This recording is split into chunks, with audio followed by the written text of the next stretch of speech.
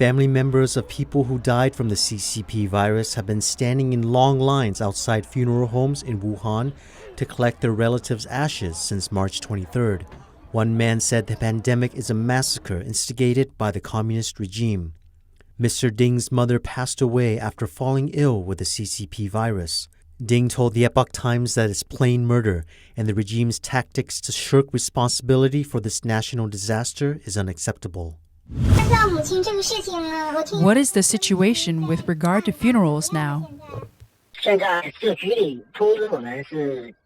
We were notified that we should prepare for the funeral. Simply put, we were forced to do it now and with a limited number of attendees and limited time to prepare. They said they would go over the process with us, but in fact, it's about surveillance. They're offering a promotional deal wherein all burials, whether someone died of natural causes or the epidemic, would be handled collectively by local authorities. But the limited number of attendees means that many relatives won't be able to attend the service. There are 8 siblings in my mother's family. They are forcing us to bury her before the city's lockdown is lifted. None of her siblings would be able to make it to her funeral.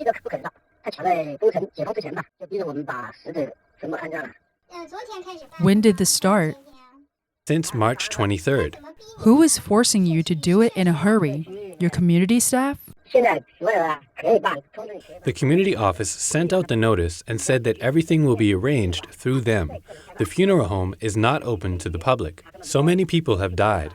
You should have seen the online posts. 500 urns have been released every day at one funeral home. There are 8 funeral homes in Wuhan. Their workloads should be similar. In the online posts, I noticed that there are many plainclothes police present. They stop you from filming. They won't let you take out your cell phone. I saw this on the web. I'm still thinking about it. Maybe I'll do it before the tomb sweeping day. I was in a very heavy mood yesterday. There was a lot of talk on the web about the funerals by people who also lost family members and friends. We shared the same sorrow. I am a direct victim. I was in tears as I was reading the posts. In her final moments, I kept telling my mom, "Don't worry, I'm your son. You gave me my life, and I'm willing to give my life for you." She was very afraid, fearing that I would get infected too. She was very lucid till the end. I carried my mom to the hospital. During the final days, I cried, hoping she'd come back, but she's gone.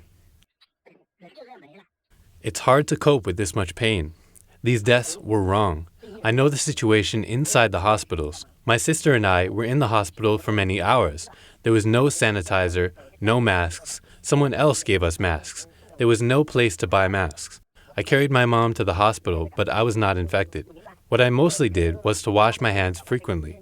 My sister, my child, and myself were not infected. My friends said that they believe we were protected by my mom from the other side. What's the purpose of the surveillance?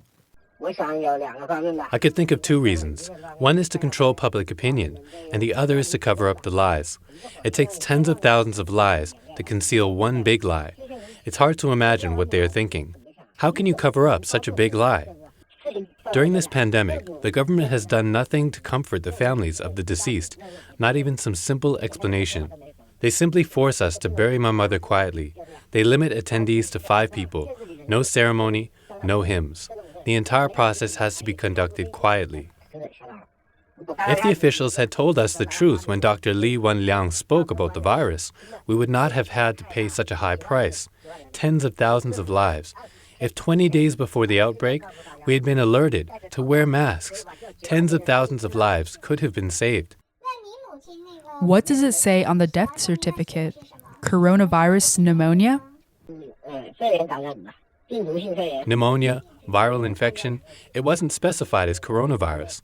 I wanted to ask the hospital why it wasn't specified as a coronavirus infection. Was it a personal error or some other reason? As doctors, they should take this issue seriously and handle it scientifically. They have violated our rights. We are victims. I believe this is actually a massacre. The killer is still at large. How can I tolerate this? The officials at the Health Ministry, the Wuhan City, and the Public Security Bureau all need to account for this massacre. 30,000 to 40,000 families were affected. Some households were entirely wiped out. These are all wrongful deaths, aren't they? But no one came out to take responsibility. This has brought a great depression to the world economy. These officials will go down in history as villains. If we don't hold them accountable for this massacre, history will repeat itself. They have been extremely irresponsible to all of mankind. Suffice it to say, they should be tried in the International Hague Tribunal.